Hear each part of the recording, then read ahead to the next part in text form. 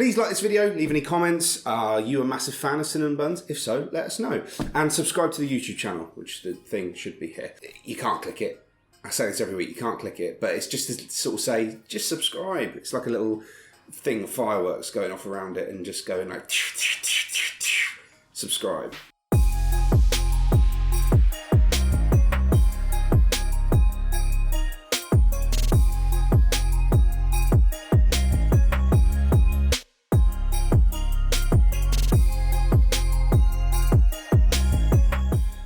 Merry Christmas! Today is Christmas Day, I think.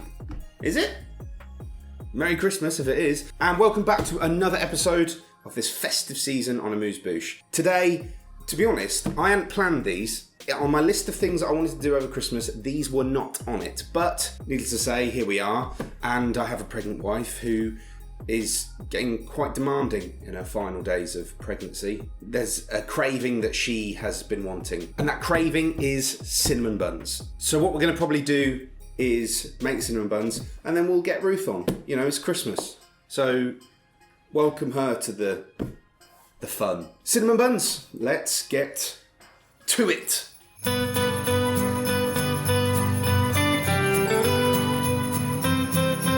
The highly anticipated cinnamon bun is here, and this recipe is actually really straightforward, so let's give it a go. So the first thing we're going to do is to melt down 45 grams of unsalted butter, and to that we're going to add 60 millilitres of water and 120 millilitres of milk. You want to put this to a gentle heat, however don't go too hard on the heat, try not to get it over 50 degrees Celsius or else when you put your instant yeast in it will die. Speaking of which, once you've got the liquids warmed up you can add your instant dried yeast, a 7-gram sachet is what I'm using here. Let it stand for a little while and give that yeast a chance to wake up. Into a mixing bowl goes 345 grams of bread flour, 60 grams of caster sugar and 20 grams of salt. Let the mixer do its job for a few seconds, combining them all before adding all the liquid ingredients. Put the mixer on at a medium level and let everything combine. After it's been going for a couple of minutes, you can add 1 egg. Now, I was mixing this for a little while and it still seemed to be really wet and like it wasn't coming together, so I ended up adding more flour. I was following a recipe. I've gone off piste almost, skiing analogies. So I'm going to add another 145 grams of the flour, meaning a total of 490 grams?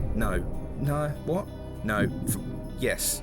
490 grams, yeah. This will help bring everything together. It'll turn into a soft, supple dough which can be left in the mixer with the dough hook on and just left to go for 10 minutes. Help build up that old friend of ours, gluten. Once it's been in there for a little while, turn it out onto a floured surface and knead it just a few times to make sure everything comes together. It's a soft dough, there's egg and butter in it, which means, you know, it's going to be very different to your normal bread dough, but try and move quick and you'll be fine. Put it into an oiled bowl and cover it up. Now, I left mine overnight in the fridge and it did rise. But if you don't want to wait for your cinnamon buns, that's fine. Put this bowl somewhere warm and leave it for about 90 minutes until it's doubled in size. Next, we need to make the filling, and it's very, very simple. Literally butter, sugar, cinnamon. Couldn't be easier, really. So in a bowl goes 70 grams of soft butter and 60 grams of light brown sugar. Beat them together for quite a little while. You want this soft. It's got to be spreadable sort of soft, you know? It's going on quite a tender dough. But before you get to that point, we're going to add 1 teaspoon of cinnamon, and again, just mix it thoroughly through. To help things along, we're going to oil up our work surface. Make sure that your work surface is large as well. Move things out of the way because this thing's going to spread far. Also, oil up your rolling pin. You'll need to do this so it doesn't stick to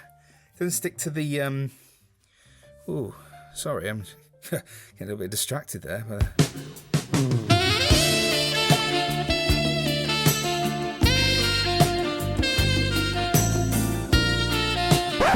Sorry, anyway, right, so basically you're going to want to roll the dough out, so oil up your rolling pin. We're going to roll the dough into a rectangle, about 12 inches by 10 inches. It will spring back, but be persistent with it. Once you've got it all rolled out, we're going to spread our buttery cinnamon sugar mixture all over the dough.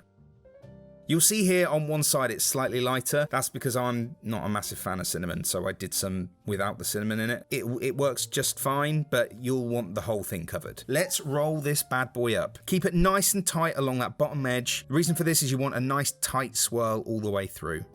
Once it's rolled up, trim the ends off and then divide the dough roll up into equal sized pieces.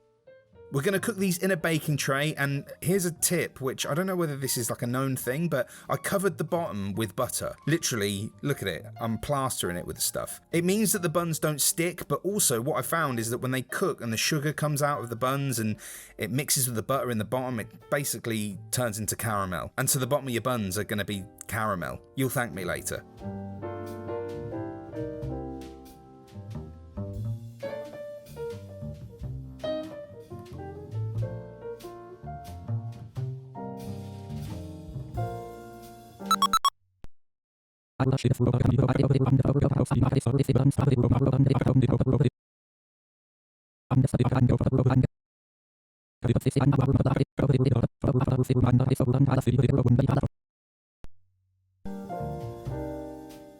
Give them a good egg wash and get them in a 200 degrees oven for about 20 minutes. While they're cooking, we're going to make our icing.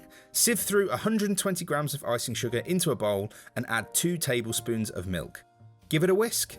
Simple as that, but we're going to add a little bit of flair to this with some fresh vanilla. Take a pod like so and slice it in half. Run the knife along the inside of the pod to remove the seeds. Pop them in the icing and then just give it another little whisk, and there you have it. Beautiful. The buns will have risen and will be looking lovely and golden brown. You'll see in the bottom of the tin around the buns the bubbling caramel. Let all of this cool for about 5 to 10 minutes. The reason for that is that all that caramel will set around the bottom of the buns and just, oh God, it's great. Once they've cooled for a little while, you can drizzle your icing all over the top, and there you have it. One of the most beautiful and sought after baked goods.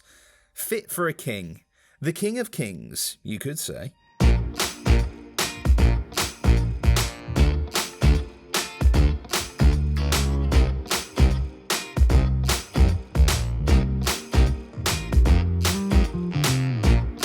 There you have it, cinnamon buns. I actually personally feel like I've really delivered on what I promised. And what I promised was some cinnamon buns for Ruth. And it's only fitting that she be the person to try them. Welcome, Ruth. Merry Christmas. Thank you, Merry Christmas. Merry Christmas. You wanted some cinnamon buns? Yeah. So I've made you some. Yeah. You're not messing around, are you? You just want to go straight in there? That's alright. Yeah. Yeah, I've done all that. Okay, that's going to fall off. It's not. So what we've done is let them cool down for a little bit, just so the icing sort of adheres and doesn't just melt. Yeah? Good.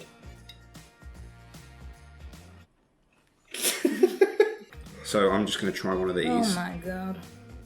Yeah, they're really good. Oh yeah. Really lovely bun. The dough is really good. It's nice and soft. That is literally like a caramel bottom. Caramel bot. The sugar's come out and it's sort of like gone over the bun, underneath the bun, and as Ruth says, caramelised like across the whole thing. God, I'm really impressed with them. Me too. Are they cinnamony? Oh, yeah. Like enough? I've been smelling the cinnamon. Yeah, they're perfect. Wow! Not too much, not too little. They're everything that I wanted. It's Christmas Day. Merry Christmas! Merry Christmas. I hope you enjoyed these. You know, I could have put a video up about making a turkey or something like that, but no. You might like these more. Merry Christmas and goodbye. Cheers.